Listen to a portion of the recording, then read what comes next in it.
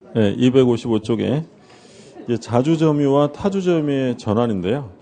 두 가지로 나누는데 1번에 보시면 1번은 자주에서 타주로 전환되는 경우가 있고 한 장 넘겨보시면 반대로 타주에서 자주로 전환되는 경우 두 가지인데요.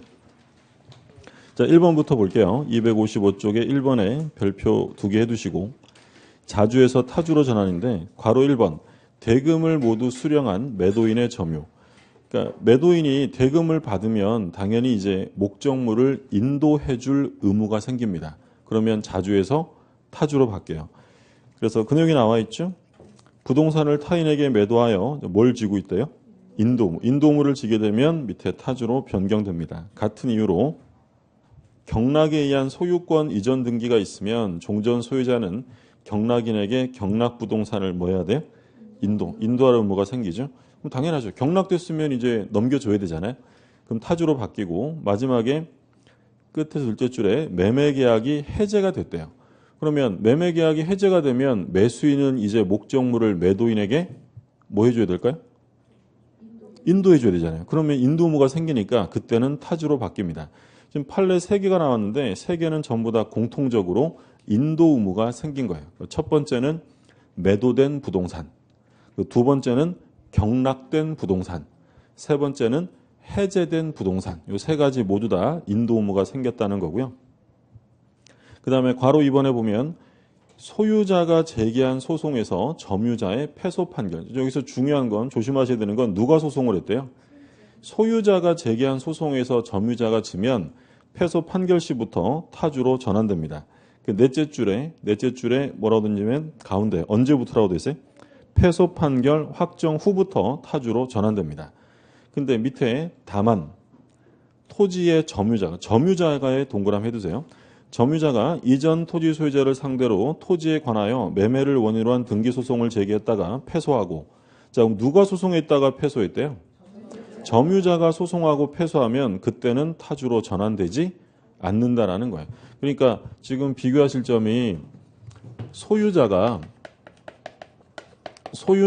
점유자를 상대로 소송을 제기했다가 이 점유자가 패소했대요.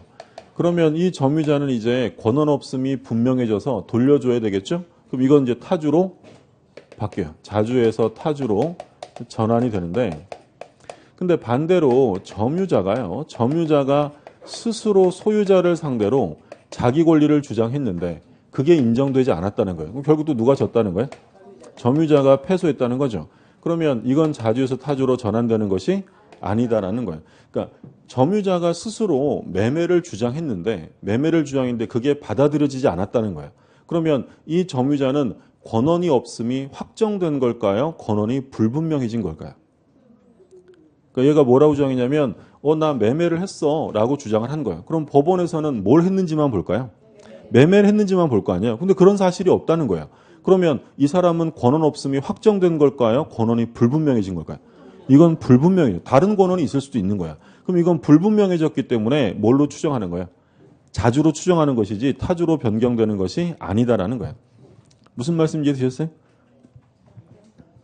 이해 안 돼도 상관없는데 결론은 뭐 내용을 물어보는 게 아니라 요 결론만 물어보거든요. 그러니까 다시 한번 말씀드리면 소유자가 점유자한테 야 그거 내 거야 내놔 이랬어요. 누가 줬어요? 점유자. 그럼 내놔야 될 거 아니에요. 얘는 권한 없음이 확정된 거예요. 그럼 타주로 바뀌어요. 근데 점유자가 뭐라고 했냐면 예를 들어서 나 증여받았어. 소유자한테 내 거잖아. 증여받았으니까 내 거야 이렇게 주장을 했는데 법원에서 봤더니 증여를 받았다는 사실이 밝혀지지 않은 거예요. 그럼 패소하겠죠. 그러면 이 사람은 권한 없음이 확정된 거예요? 다른 권한이 있을 수도 있는 거예요. 있을 수도 있다는 건 권한이 불분명해졌기 때문에 여전히 뭘로 추정한다는 거예요. 자주로 추정하는 것이지 타주로 바뀌는 것은 아니에요. 그러니까 처음이니까 이해하시라고 왜 그런지를 설명드렸는데 시험에는 당연히 이유는 안 나와요. 핵심어가 누가 했느냐. 만약에 소유자가 제기한 소라고 나오면 타주로 바뀌어 안 바뀌어? 소유자가 제기해서 점유자가 지면 바뀌는 거예요. 근데 점유자가 스스로 권한을 주장했다가 받아들여지지 않았대요. 그걸로 바뀌는 것은 아니다라는 거예요. 누가 했느냐가 핵심이고요. 다음 페이지. 이번에 이제 반대예요. 타주에서 자주로 전환되려면 둘 중에 하나입니다. 괄호 1번에 보면 새로운 권한을 취득한다. 줄거두시고 2번에 보시면 소유의 의사를 표시해야 한다. 각각 제목에 줄 그어두시고요.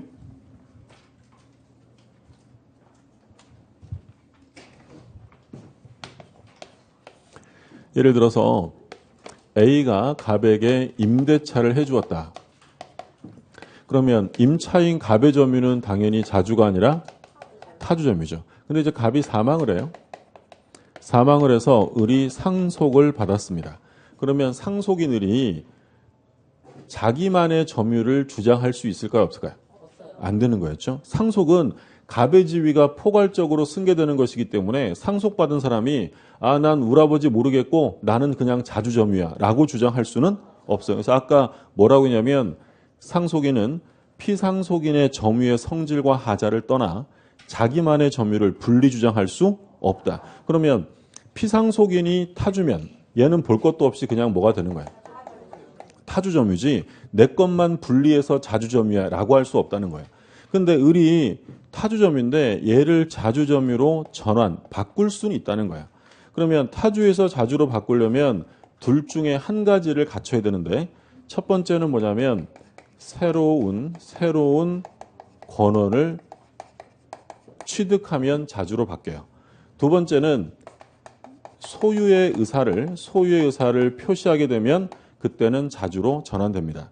그러면 무슨 얘기냐면 자, 을이라는 사람이 얘는 임차인을 상속한 거니까 당연히 타주점인데 새로운 권원을 취득하면 돼요. 뭐 하면 된다는 거예요?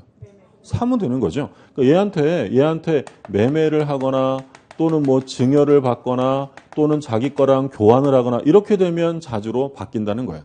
근데 하나 조심하실 점은 상속이 새로운 권원이 될 수 있어요, 없어요? 이건 절대 안 돼요. 그러니까 만약에 지문에 상속인은 상속을 새로운 권원으로 하여 자주점유를 주장할 수 있다라고 하면 틀려. 있을 수 없는 거예요. 상속은 절대 새로운 권원이 될 수 없고요. 근데 두 번째는 새로운 권원을 취득하지 않고 뭘 하면 된다고 되어 있냐면 소유의사를 표시해요. 누구한테? A한테. 을이 A한테 오늘부로 내가 가질 거야 라고 표시하면 그때부터는 뭘로 바뀌어요? 자주점유로 전환돼요. 그러면 A가 광분하겠죠. 뭐 현실적으로 어려운 건데 이론상으로 자주로 바뀌려면 권원을 취득하거나 두 번째 소유의사를 표시하면 그때부터는 바뀌어요. 반드시 뭐 해야 돼요? 표시. 그러니까 상대방에게 인식시키는 정도 가지고 안 돼요. 인식시키는 게 아니라 뭐라고요?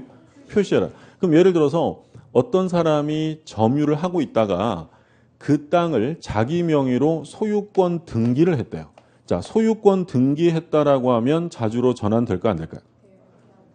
안 되는 거예요. 그건 표시한 게 아니라 뭐 한 거냐면 인식시킨 거예요. 또는 자기가 점유하고 있던 땅에 나무를 심었다. 과수를 식재했다. 이런 것으로 전환될 수 없다라는 거예요. 이거는 표시가 아니라 뭐 한 거라고요? 상대방에게 인식시킨 거죠. 그거 가지고 안 된다는 거예요. 구별되셨어요? 예. 그러니까 제가요. 이 책을 사무실에서 빌려왔어요. 빌려왔으면 저의 점유는 자주예요? 타주예요? 빌려와서 타주죠. 근데 제가 이거를 자주로 바꿀 수 있다는 거예요. 어떻게 하면 될까요? 사면 되죠. 새로운 권원을 취득하면 그때부터는 자주로 바뀌는 거야. 근데 돈이 없어요. 안 사고 싶어요. 그럼 어떻게 자주로 바꿀 수 있다는 거예요? 데스크에 가갖고 제가 이거 오늘부로 가질게요 라고 표시하면 자주로 바뀌는 거야. 근데 말하기가 미안하잖아요. 예, 제가 또 혈액형이 또 소문자 A형이라 그래서 또 말도 못하고 그래서 제가 어떻게 했냐면 여기다가 제 이름을 썼어요. 여기다 최희대 이렇게 쓰면 자주로 바뀌어요, 안 바뀌어요? 그걸로 바뀌는 거예요. 제가 여기다 제 이름 쓰면 다른 사람들이 저거 제 건가 봐라고 인식할 수는 있겠죠. 근데 제가 직접적인 표시를 한 거야, 안 한 거야? 안 한 거예요. 표시하지 않으면 자주로 전환되지 않습니다. 그러니까 둘 중에 한 가지를 갖춰야 한다. 자, 교재를 보면 괄호 1번에 마지막에 줄 그어두세요. 판례번호 다음에 상속은 새로운 권원이 될 수 없다. 괄호 1번에 마지막에 상속은 절대 새로운 권원이 될 수 없다는 점 주의하시고요. 그 다음에 괄호 2번에 보면 타주가 자주로 전환되기 위해서는 새로운 권원에 의하여 다시 소유사로 점유하거나 자기에게 점유시킨 자에게 소유의사가 있음을 표시해야 한다.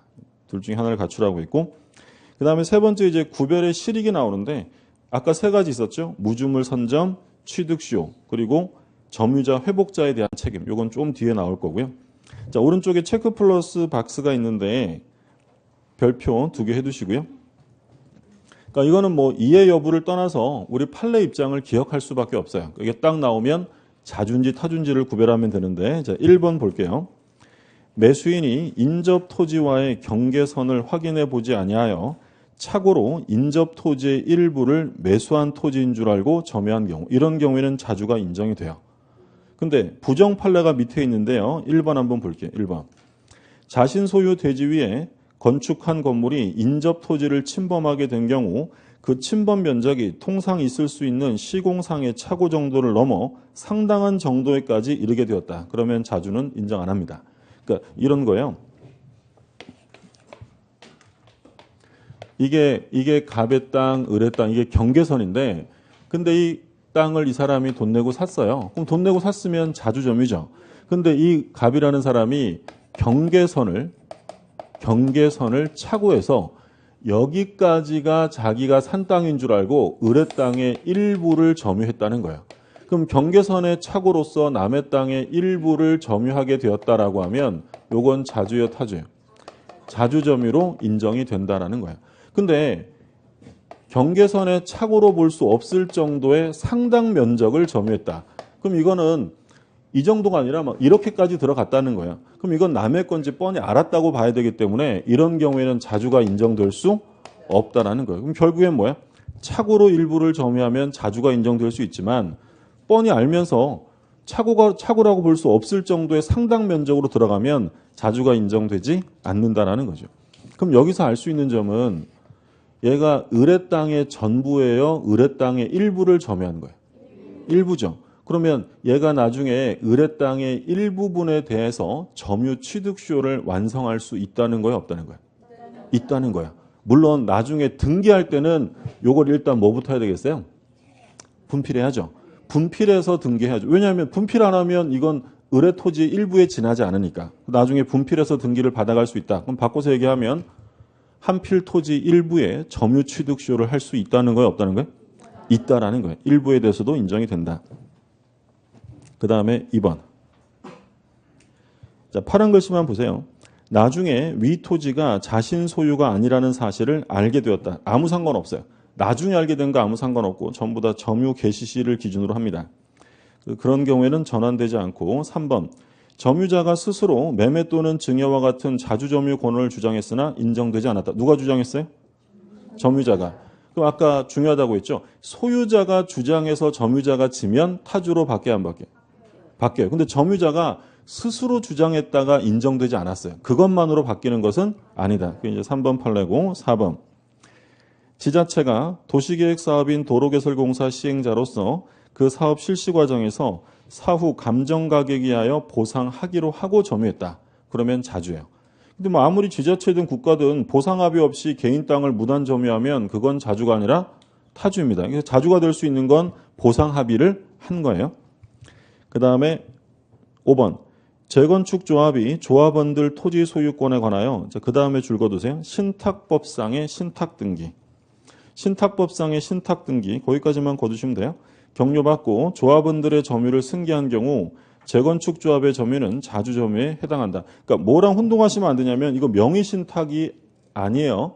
명의신탁이 아니라 뭐라고 돼 있어요? 신탁법상 신탁이에요. 등기법 시간에 뭐 신탁등기 같은 거 하시잖아요. 예, 뭐 민법에서는 뭐 내용이 나오지는 않고 그 소위 신탁법상의 신탁을 하게 되면 대내적 대외적 소유권이 수탁자에게 넘어가는 걸로 돼 있어요. 그러니까 수탁자가 점유하면 이때는 자주다. 핵심어 기억해 두시고 그 다음에 6번. 국가나 지자체가 취득시효 완성을 주장하는 토지의 취득 절차에 관한 서류를 제출하지 못하고 있다는 사정만으로 자주추정이 번복되지는 않는다. 자주점유는 일단 추정된다고 했어요. 그럼 자주점유의 추정은 일반 자연인과 같은 우리 같은 사람에게만 인정이 될까요? 국가나 지자체에게도 인정이 될까요? 다 인정이 돼요. 따라서 국가나 지자체가 자주점유에 대한 서류를 입증하지 못했다. 그러면 자주가 깨져요. 여전히 자주로 추정되는 거예요. 추정되는 거예요. 그것만으로 번복되지는 않습니다. 부정 판례 1번 보셨고요. 그 다음 2번 아까 봤죠. 처분 권한 없는 자로부터 그 사실을 알면서 매수했다. 뭐가 중요하다고요? 알면서. 3번의 파란 글씨 분묘기지권이죠. 타주입니다. 4번.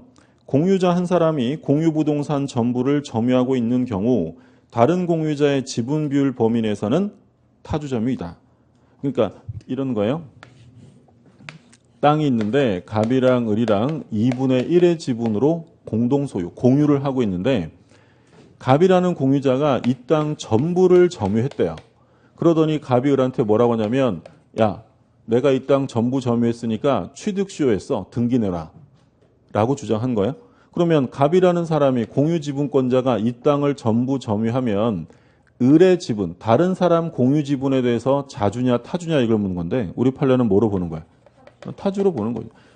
당연한 것이 갑이 이 땅을 전부를 점유할 때 나머지 2분의 1 지분은 다른 사람에게 있다는 걸 알아요, 몰라요?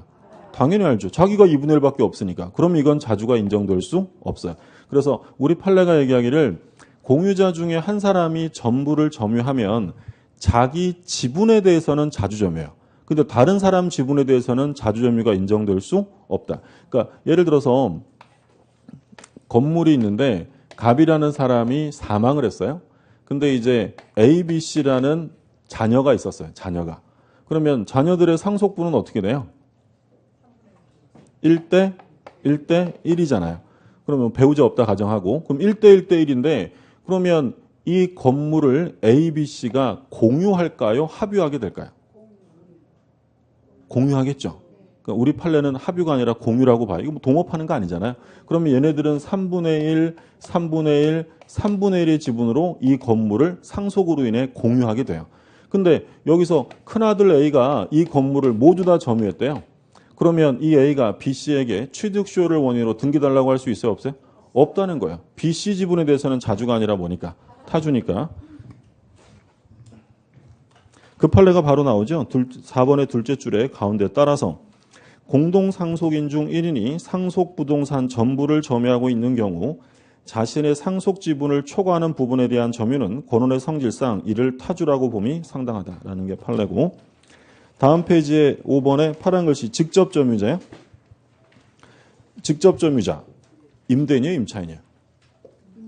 임차인이죠. 그럼 당연히 타주 점유겠죠. 그 다음에 6번 파란 글씨만 보세요. 사실을 잘 알면서 타인 소유의 부동산을 무단 점유했다. 그래서 맨 마지막에 화살표에 뭐라고 요약이 되어 있어요? 악의의 무단 점유. 타주라고 했죠. 그 다음에 7번. 진정한 소유자라면 통상 취하지 아니할 태도를 나타내거나 소유자라면 당연히 취했을 것으로 보이는 행동을 취하지 않으면 자주는 깨집니다. 그러니까 소유자라면 안 할 짓을 하고 있다든지 소유자라면 해야 할 일을 안 하고 있다. 이러면 자주는 깨지는 거예요. 그러니까 어떤 사람이 점유를 하고 있었는데 공무원이 와가지고 뭐라고 하냐면 그거 선생님 땅 아니에요. 그거 국가 땅이니까 계속 쓰고 싶으면 빌려 쓰세요. 그러면 소유할 의사가 있으면 빌려 써요? 내 거라고 주장을 해야 돼요. 주장해야죠. 근데 이 사람은 네 하고 대부계약, 빌려 쓰는 계약을 체결한 거예요. 그럼 우리 판례가 소유자라면 안 할 일을 했기 때문에 자주는 인정되지 않는다라고 본 거예요. 그 다음에 8번. 명의신탁이죠. 그럼 명의신탁은 수탁자는 보관해 주는 사람이니까 이건 타주다라고 했습니다. 그 얘기고.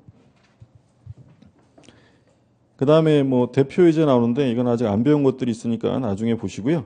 하자 있는 점유와 없는 점유 나오는데 1번에 선의하기가 나오죠.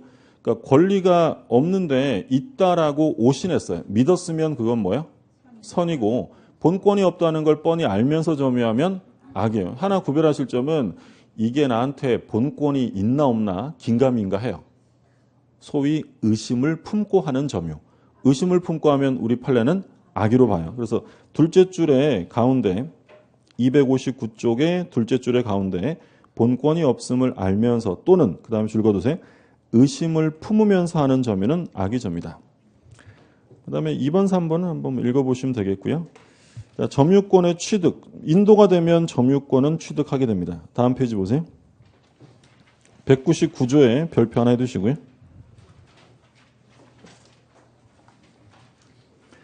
199조 1항을 보면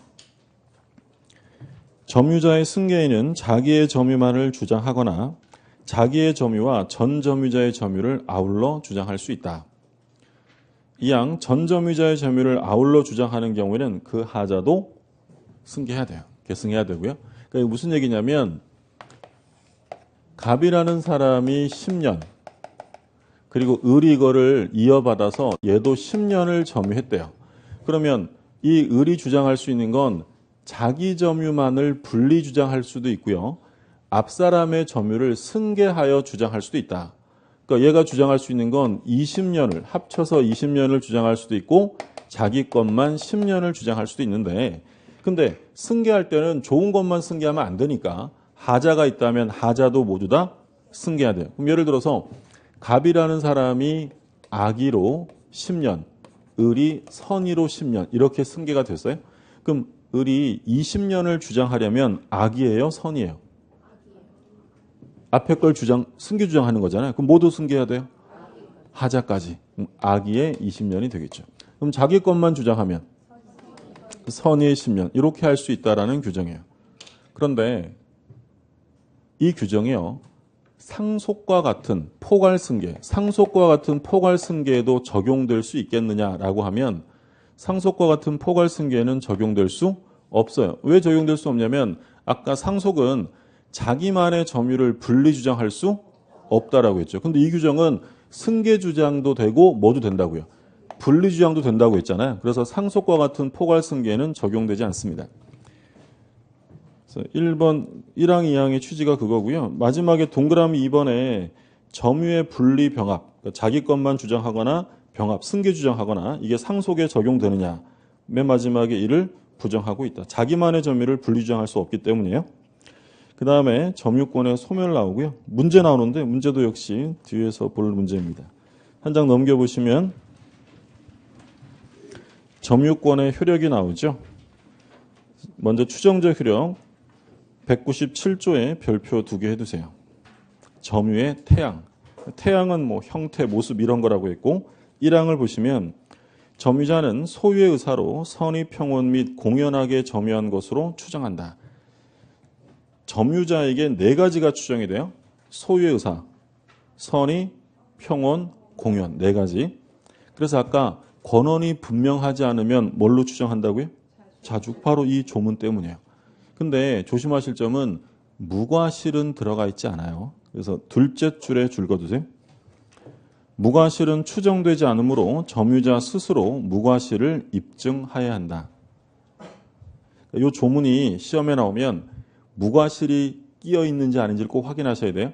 그러니까 지문에 이제 이렇게 나오죠. 점유자는 소유의 의사로 선의, 평온, 공연 및 무과실로 점유한 것으로 추정한다라고 하면 틀려요. 무과실은 추정되지 않아요. 스스로 입증해야 되고. 2항. 선의 점유자라도 본권에 관한 소에 패소한 때는 그 소가 제기된 때로부터 악의의 점유자로 본다. 자, 선의 점유자가 소송에서 지면 뭘로 바뀌어요? 악의로 바뀌는데 언제 바뀝니까? 그 소가 제기된 때로, 소 제기시예요. 그러면 틀리게 나오면 뻔하겠죠. 점유 개시 시부터 틀립니다. 또는 패소 판결 시부터라고 하면 틀려요. 언제부터라고요? 소제기 시부터. 소제기 시.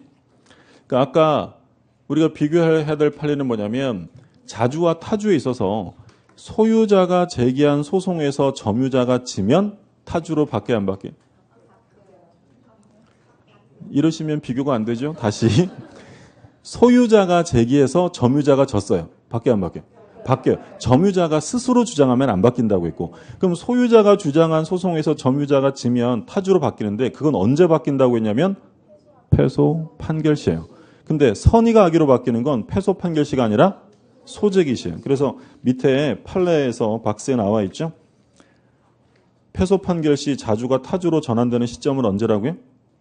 패소 판결시, 패소 판결시. 근데 선의가 악의로 바뀌는 건 언제라고요? 소제기시. 구별되셨죠? 예. 정 헷갈리면 선의니까 시옷이잖아요. 선의가 악의로 바꾸는 건 소제기시죠. 똑같은 시옷이에요. 예. 이렇게까지라도 해서 기억을 해두셔야 되겠죠. 예. 소제기시 바뀐다는 점. 그 다음에 이제 198조를 볼게요. 전후 양시에 점유한 사실이 있는 때는 그 점유는 계속한 것으로 추정한다. 소위 이제 점유 계속의 추정인데요.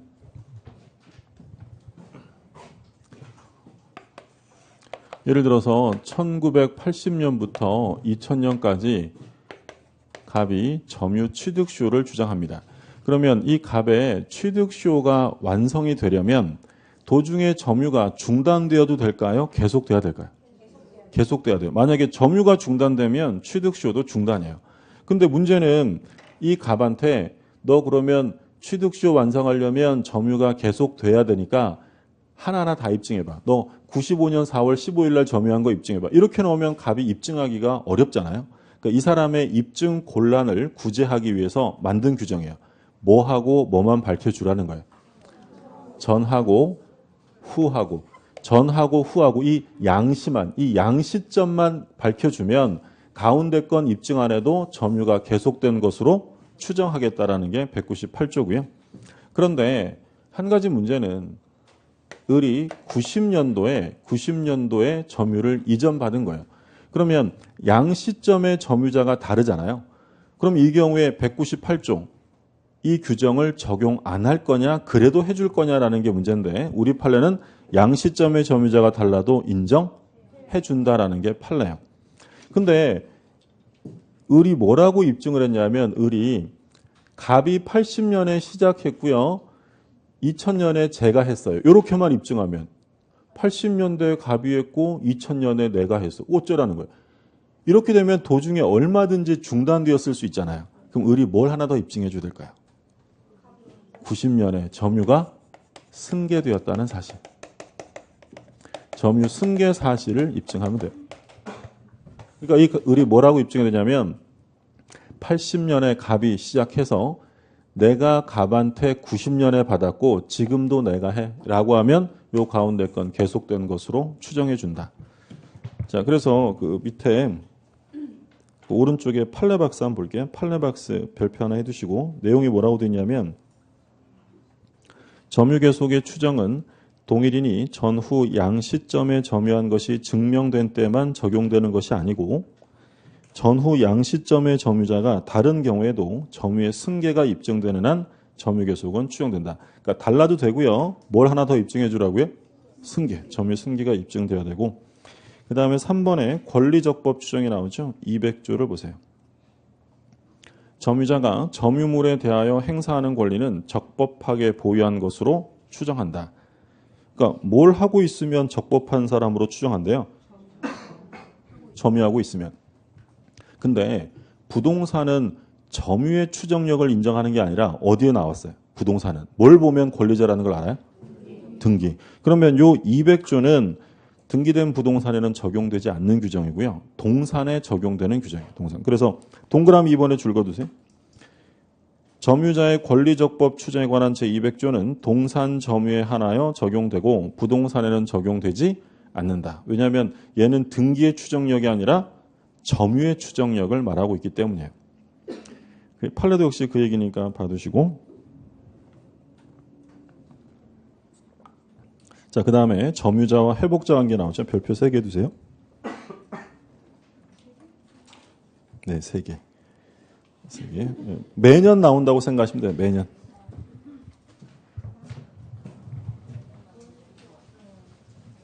점유권에서는 보통 이제 한 문제, 많이 나오면 두 문제, 올해 이제 두 문제가 나왔는데 한 문제가 나와도 점유자 회복자 관계 지문들이 반드시 나오고요. 두 문제가 나오면 거의 한 문제가 통으로 점유자 회복자를 물어봐요. 이게 중요한 내용인데, 그러니까 이건 이제 이해도 좀 잘 하셔야 돼요. 갑이 을한테 매매를 했어요. 매매. 근데 이제 문제는 을이 갑한테 사서 점유를 했는데 나중에 봤더니 소유자는 병인 거예요. 그러니까 병 거를 관리하던 갑이 을에게 팔아먹은 거죠. 그러니까 병이 뒤늦게 그 사실을 알고 그거 내 거예요. 내가 소유자예요. 돌려줘. 라고 본권의 소를 제기하게 됩니다. 그러면 사실관계가 이렇다면 이 소송에서 승소할 사람은 을이에요? 병이에요? 병이죠. 무권리자에게 부동산을 산 사람을 보호하는 게 아니라 진정한 권리자가 보호돼요. 그러면 이제 이 을은 현재 목적물을 뭐하고 있는 사람이냐면 점유하고 있는 사람, 점유자고요. 얘는 그것을 돌려받을 회복자가 돼요. 이게 점유자와 회복자 관계예요. 그러면 점유자와 회복자 관계를 논의한다는 것은 이 계약 관계가 적법할 때 적용되는 거예요? 부적법 무효 취소일 때요? 부적법 무효 취소가 되어서 그걸 돌려줘야 할 때 발생하는 문제가 점유자와 회복자 관계야. 그러니까 이와 관련해서 발생하는 문제에 대해 우리 민법은 세 가지를 규정하고 있어요. 첫 번째는 뭐냐면, 자, 이 을이 갑한테 목적물을 넘겨받아서 이 목적물을 사용 수익해왔습니다. 그걸 이제 다른 말로 하면 얘가 뭘 취득했다라고 하냐면 과실을 취득했다라는 말을 써요. 과실. 그러니까 과실은 뭐 우리 시험 범위는 아닌데 과실은 두 종류가 있어요. 천연 과실이 있고요. 천연 과실이 있고 법정 과실이 있어요. 그러니까 천연 과실이라는 건 우리가 뭐 흔히 생각하는 사과, 배, 감, 귤 이런 것들 천연 과실이고요. 근데 꼭 그런 과일만 아니라 원물로부터 발생하는 산출물을 천연 과실이다라고 불러요. 예를 들어서 소가 새끼를 낳았어요? 뭐라고 불러요? 송아지, 그죠? 그러면 어미소가 원물이면 송아지는 산출물이잖아요. 개가 강아지를 낳았어요? 강아지도 산출물이죠. 이런 것들은 전부 다 천연 과실이고요. 법정 과실이라는 것은 사용 대가 같은 거 생각하시면 돼요. 예를 들어 건물 빌렸으면 뭐가 나가요? 차임. 돈 빌리면 이자. 이런 걸 취할 수 있잖아요. 그럼 이런 것들이 이제 법정 과실이에요. 그럼 어찌되었든 을은 목적물을 점유하면서 사용 수익했어요. 즉 과실을 취득한 거죠. 근데 나중에 봤더니 자기 게 아니라 병 거였어요. 근데 얘는 아무 권한도 없이 남의 걸 사용한 꼴이 돼버렸죠. 그러면 원칙은 이 목적물을 얘한테 돌려줄 때 이 원물만 돌려주면 될까요? 과실 반환해야 될까요? 당연히 부당이득 반환해야 돼요. 남의 걸 썼으니까. 근데 이 을에게 언제나 다 돌려주라고 하면 을도 좀 딱하잖아요. 그래서 일정한 경우에 과실은 취득하게 해드릴게 라고 해서 과실 취득권, 수취권에 관해 201조의 규정을 둬요. 이게 첫 번째, 과실을 취득할 수 있느냐 없느냐. 두 번째는 을이 점유하다가 목적물을 이만큼 때려 부쉈어요. 을이 속상한 일이 있어가지고요. 남의 집을 때려 부순 거예요. 자기 집을 인 줄 알았지. 부술 때는. 다 부수고 아이고 이제 속 풀렸다. 이거 있는데 누가 찾아왔어요? 병이 와가지고 너 왜 그래? 우리 집이야 라고 하는 거죠. 그럼 봤더니 을은 누구 집을 부순 거야? 남의 집을. 그러면 당연히 손해배상을 해야 돼요. 근데 언제나 모든 손해를 배상하라고 하면 을에게도 가혹하니까 배상 책임을 좀 줄여줄게. 두 번째, 점유자의 회복자에 대한 책임. 여기 이제 202조에 규정돼 있어요. 그 다음에 이제 세 번째는 어떤 문제가 나타날 수 있냐면 을이 목적물을 점유 사용하다가 비용을 쓸 수 있어요. 비용이라고 하면 두 종류가 있죠. 필요비하고 유익비. 필요비는 다른 말로 보존비라고 하게 돼요. 보존비 또는 유지비라고 하기도 하고 유익비는 가치를 증가시키는 거니까 계량비라는 말을 써요. 계량시켰다는 거죠. 그러니까 을이 갑한테 이 목적물을 샀는데 이 부동산, 이 주택이 노후되고 낡았어요. 그래서 대문도 좀 수선하고 벽도 좀 고치고 했대요. 그럼 그게 뭐예요? 필요비, 수선유지비가 들어가는 거예요. 그리고 오래된 집이어서 뭐 화장실이나 부엌 이런 게 다 구식으로 돼 있어서 완전 신식으로 개조했어요. 그건 뭐예요? 가치가 증가된 거예요. 그래서 야 우리 집이 이제 완전 반딱반딱 좋다 이러고 있는데 병이 찾아온 거죠. 내 거 줘 이럽니다. 그럼 줘야 될 거 아니에요. 그럼 줄 때 주더라도 뭐는 받아야 될까요? 내가 쓴 비용은 받아야죠. 세 번째, 비용은 받게 해드릴게요 라고 규정하는 거죠. 비용 상환 청구입니다. 203조. 근데 일단 이 비용 달라는 것은요. 선의자만 청구할 수 있느냐 악의자도 할 수 있느냐라고 물으면 비용은 선악을 불문해요. 그러니까 예를 들어서 을이 계약이 잘못된 것임을 알면서도 비용을 썼대요. 그러면 비용 병이 안 줘도 돼요? 그래도 줘야 돼요. 그래도 줘야 돼요. 만약에 이 경우에 얘가 알고 썼다고 해서 비용을 못 받게 해버리면 오히려 병이 부당이득을 취하게 되잖아요. 그래서 객관적으로 판단한다고 했죠, 민법은. 그래서 비용은 선이냐 악이냐 자주냐 타주냐 이거 묻지 않고 비용 상환은 인정해 줍니다. 그럼 세 가지를 이제 볼 텐데 먼저 201조를 볼게요. 자, 201조에 별표 2개 해두시고요. 점유자와 과실 1항. 선의 점유자는 점유물의 과실을 취득한다. 뭐 결론이 바로 나오죠. 과실 취득권은 누구한테 인정한대요? 선의 점유자. 그러니까 권리가 있다고 오신했다면 인정해 주겠다는 거예요. 근데 이 항에 보면 악의 점유자는 수치한 과실을 반환해야 하며 소비하였거나 과실로 인하여 훼손 또는 수치하지 못한 경우에는 그 과실의 대가를 보상하여야 한다. 그러니까 악의 점유자는 과실을 다 돌려줘야 돼요. 반환해야 되고요. 그리고 그 과실을 소비했거나 또는 과실로 귀책 사유로 훼손 또는 수치하지 못한 경우에는 뭘 보상하라고요? 대가 보상. 그럼 여기서 하나 조심하실 점은 악의 점유자가 자기 잘못 없이 과실이 훼손되었어요. 대가 보상해야 하나요? 안 하는 거예요? 그 오른쪽에 265쪽에 동그라미 번 넷째 줄 마지막에 뭐라고 되냐면 거기 줄 그어두세요. 다만 이렇게 다만 과실 없이 훼손 또는 수치하지 못한 과실의 대가에 대해서는 보상 의무가 없다. 그러니까 대가를 보상하려면 훼손된 원인이 점유자의 귀책 사유가 있을 때만 대가 보상하는 거지 점유자의 잘못이 없으면 악의자라고 해서 대가까지 보상하는 것은 아니다. 구별되셨어요? 그러니까 예를 들어서 제가 그 사과나무 과수원을 악의로 점유하고 있다. 근데 제가 사과를 다 따가지고 다 이렇게 지금 챙겨놨어요. 근데 제가 악이라면 그거 가져도 돼요? 그 사과 반환해야 돼요. 반환해야 돼요. 근데 이제 문제는 제가 그거를 창고에 잘 놔뒀는데 그게 불나는 바람에 창고가 불나는 바람에 사과가 모두 소실된 거예요. 그럼 문제는 대가 보상을 하느냐 안 하느냐 문제죠. 근데 만약에 이 창고가 불난 이유가 제 잘못이었어요. 저의 고의나 과실로 불난 거예요. 대가 보상 해야 돼요. 근데 창고가 불난 이유가 자연재해였어요. 번개 맞고 불탔대요. 대가 보상 안 합니다. 그래서 대가 보상은 무조건 하라는 게 아니라 과실로 인하여 훼손 또는 수치하지 못한 경우에만 하라고 되어 있고요. 사망 201조 사망 전항의 규정은 폭력 또는 은배에 의한 점유자에 준용한다. 그러니까 폭력이나 은배에 의한 점유자도 과실 취득을 할 수 있다는 거예요? 없다는 거예요? 없다는 거예요. 전항이니까 뭘 말하는 거예요? 2항. 자, 그 얘기고 1항의 첫째 줄에 줄거두시면 따라서 선의 점유자는 비록 법률상 원인 없이 타인의 토지를 점유 사용하고 이로 말미암아 그에게 손해를 입혔다 하더라도 그 점유 사용으로 난 이득을 타인에게 반환할 의무 없다. 줄여서 말하면 부당이득 반환할 필요 없다라는 거예요.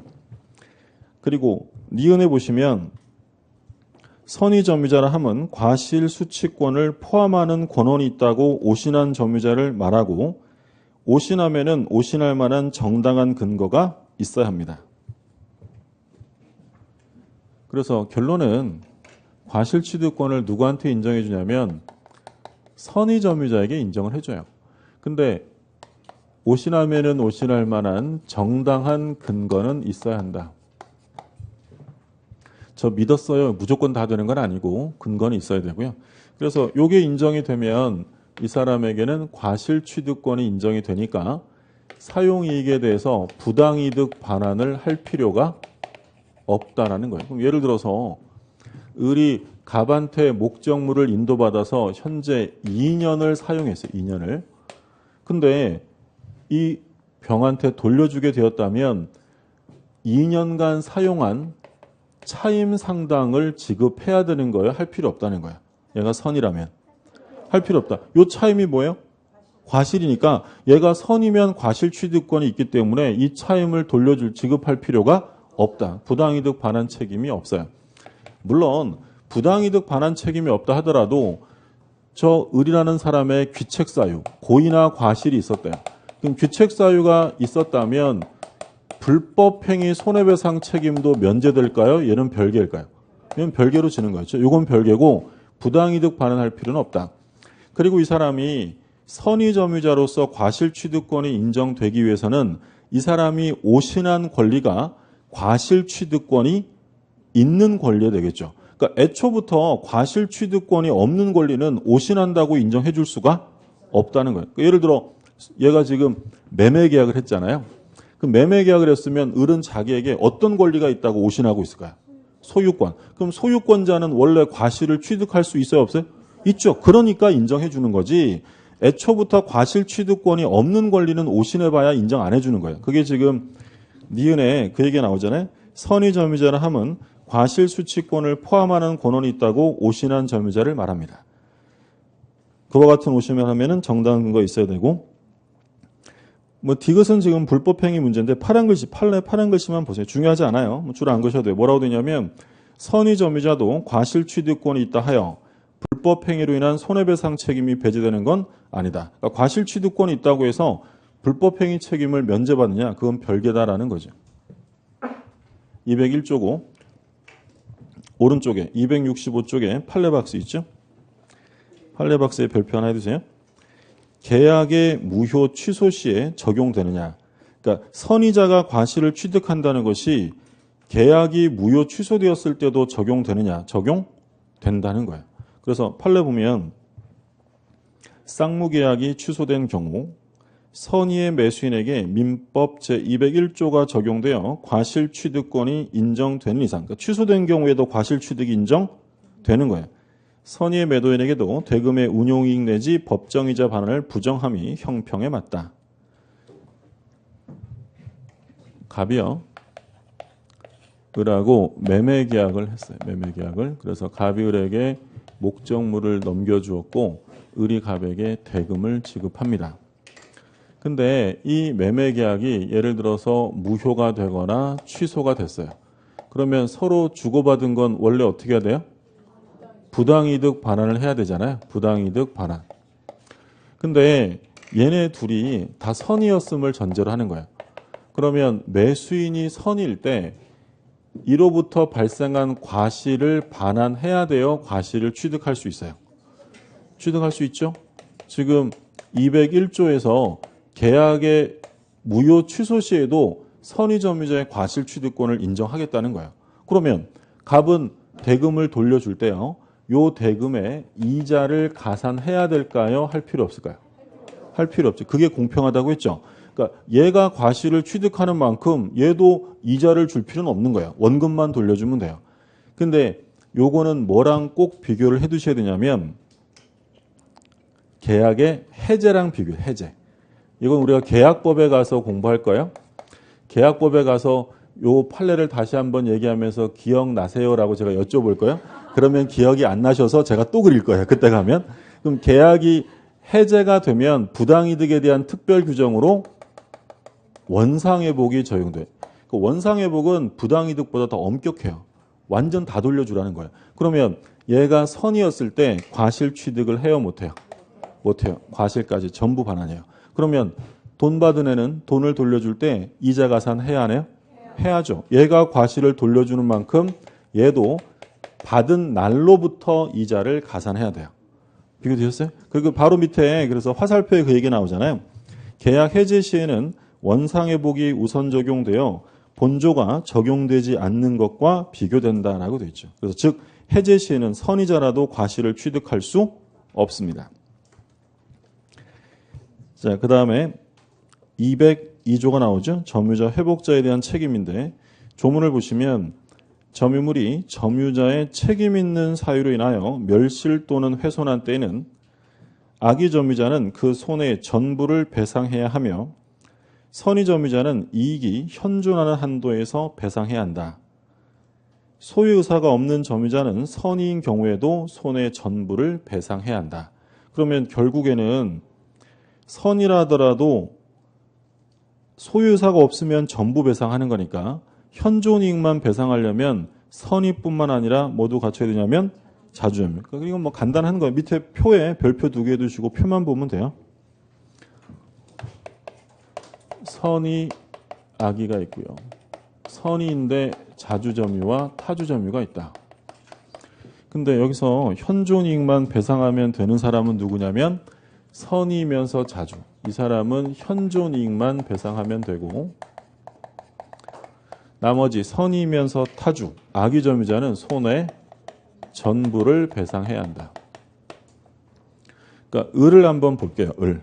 자, 이 을이라는 사람은요. 계약이 유효하다라고 믿었어요. 유효라고 믿었다. 무슨 점이에요? 믿었으니까 선이죠. 선의. 그리고 믿은 계약이 매매 계약이에요. 그럼 매매 계약이면 소유사가 있죠. 그럼 얘가 선이면서 자주. 그러면 을이 이 목적물을 훼손시킬 때 남의 거라고 생각한 거예요? 자기 건 줄 알았어요? 자기 건 줄 알았죠. 근데 결과적으로 남의 거라고 다 물어내라고 하면 을에게 가혹하니까 이때는 뭐만 배상하면 돼요? 현존이익. 현존이익 배상이라는 건 현존 상태로 인도해 주면 되는 거야. 근데 아무리 선이라 하더라도 자주가 아니라 타주예요. 이때는 전부 배상이겠죠. 예를 들어 계약이 유효라고 믿었어요. 믿었으니까 일단 뭐야? 선이. 근데 믿은 계약이 임대차예요. 자주요, 타주요? 타주요. 때려 부쉈어요. 그러면 자기 거라고 생각한 거예요? 남의 건 줄 뻔히 알아요. 뻔히 알죠. 그럼 선의에서 타주는 무조건 다 물어내야죠. 현존이익 배상은 누구만? 선이면서 자주. 현존이익 배상 있죠. 뭐 선자 씨는 착하시니까 현존이익만 배상하고요. 나머지 것들은 다 물어내야 돼요. 선이면서 자주는 현존이익 배상. 그러니까 202조는 뭐 특별한 내용 없어요. 이것만 구별하실 수 있으면 되고. 다음 페이지 203조를 보죠. 203조 별표 2개 해두시고요.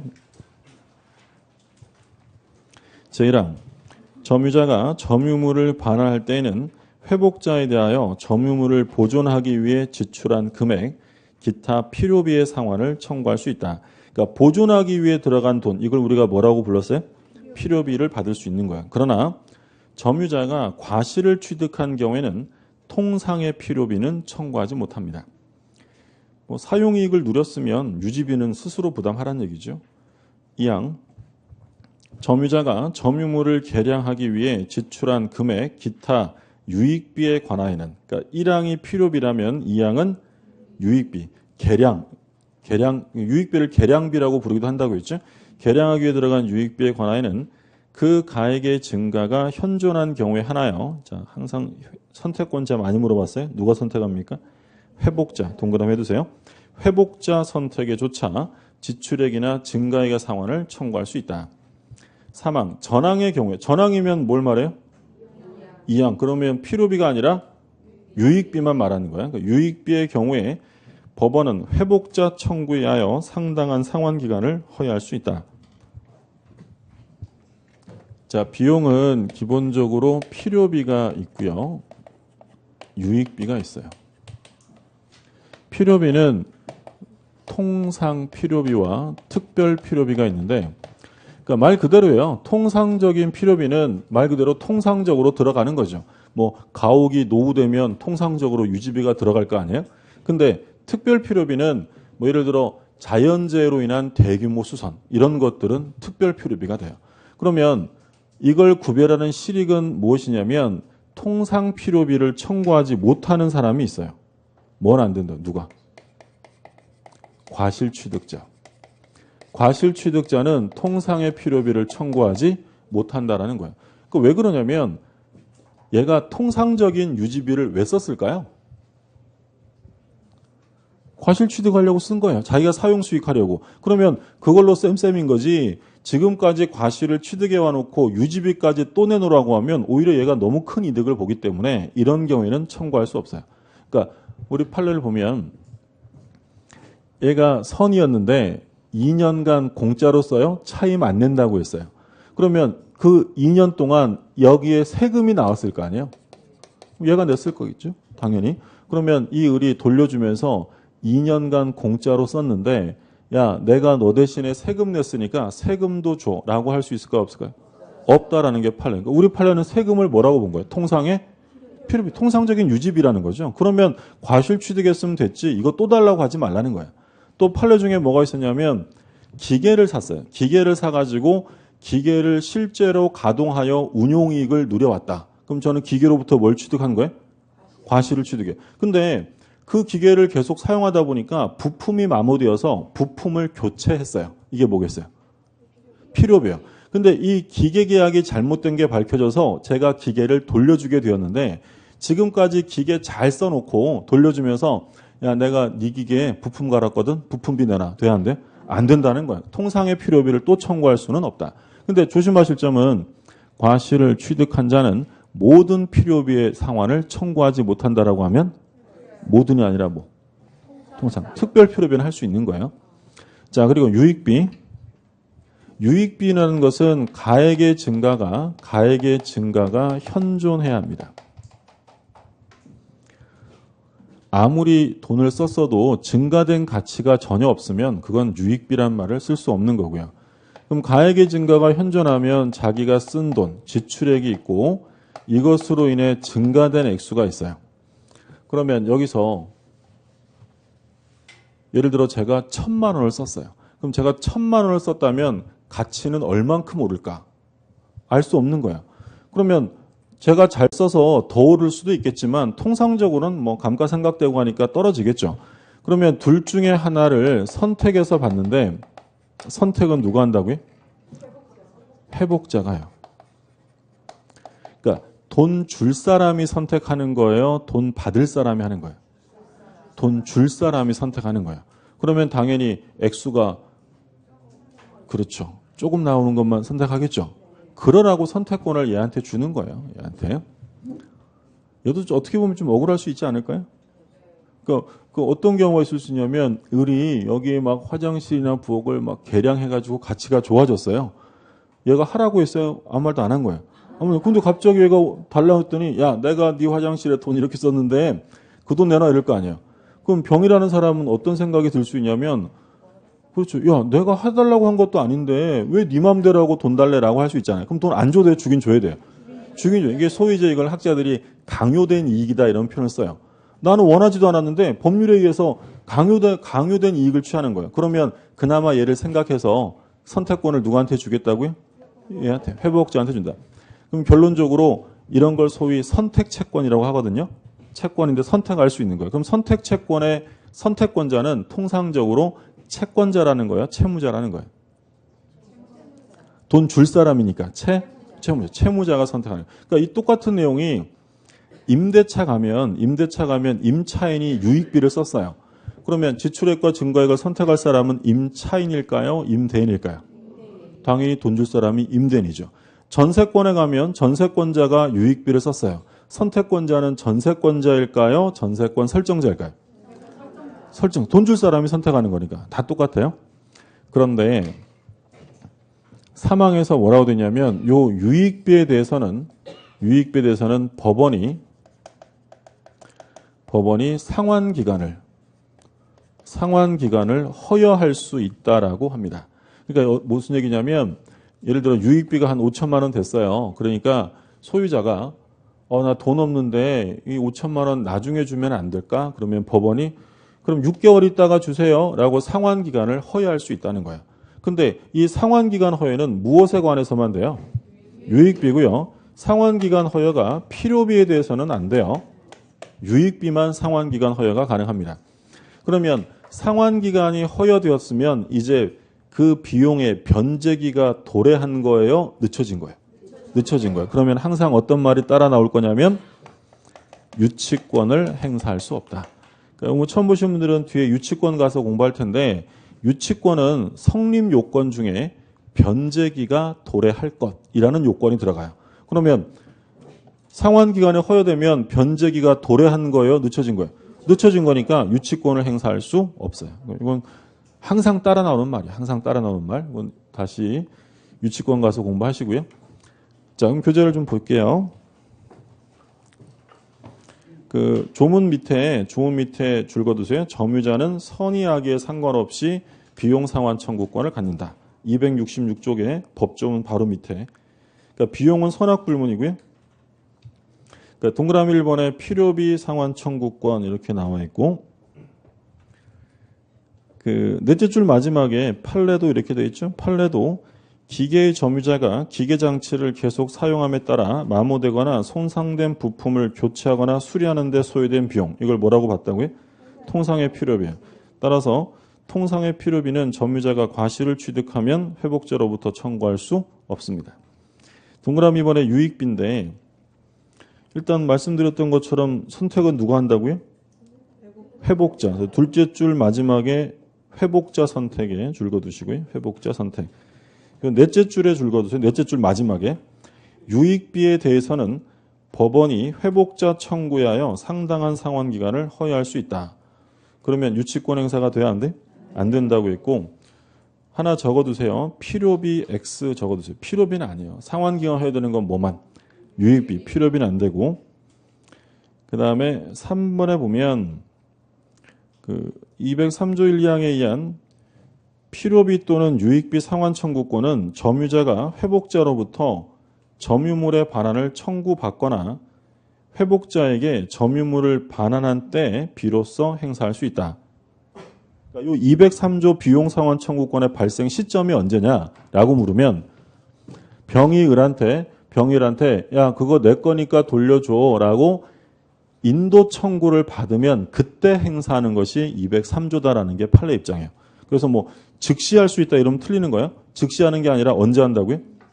둘째 줄에 회복자로부터 반환을 청구받거나 또는 회복자에게 반환한 다음에 그때 행사하는 것이지 필요비를 투여하고 즉시 행사할 수 있다 이러면 틀리니까 조심하시고요. 오른쪽에 판례는 심화과정 가서 볼 거니까 지금은 안 보셔도 되고요. 자, 문제 좀 보고 쉴게요. 점유자 회복자에서 틀린 것. 요번 우리 시험 문제 1번. 선의 점유자는 과실을 취득한다. 1번. 맞죠? 2번. 점유자가 점유물 반환 청구권을 행사하는 경우 침탈된 날로부터 1년 내에 행사해야 한다. 이거는 다음 시간에 볼 거예요. 3번. 점유자가 필요비를 지출한 경우 그 가액의 증가가 현존한 경우에 한하여 상환을 청구할 수 있다. 틀렸죠? 이건 뭐에 관한 설명이냐면 필요비가 아니라 유익비죠. 답은 3번이고요. 4번. 점유자가 점유의 방해를 받을 염려가 있을 때에는 예방 또는 손해배상의 담보를 청구할 수 있다. 예방 청구고요. 5번. 점유물이 점유자의 책임 있는 사유로 멸실된 경우 소유의 의사가 없는 점유자. 그럼 얘는 현존이익 배상이에요? 전부 배상이에요? 전부. 소유사가 없는 점유자는 선인 경우에도 전부를 배상해야 한다. 그러니까 현존이익만 배상하면 되는 사람은 선이면서 뭐까지? 자주점유까지 갖춰야 돼요. 자, 점유보호 청구부터는 좀 쉬었다가 보시죠.